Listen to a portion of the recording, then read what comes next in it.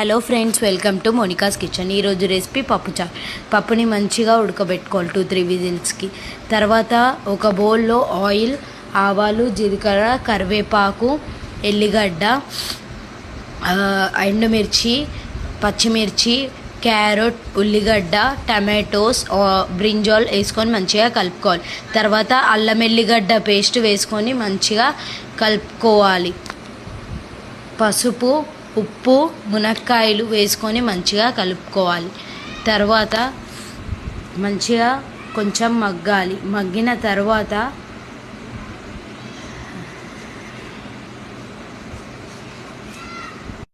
చింతపండు రసం వేసుకోవాలి. తర్వాత పప్పు వేసుకోవాలి. మంచిగా రెండు కూడా మంచిగా మిక్స్ చేసుకోవాలి. మంచిగా పప్పు ఉడికాక కొత్తిమీర మరియు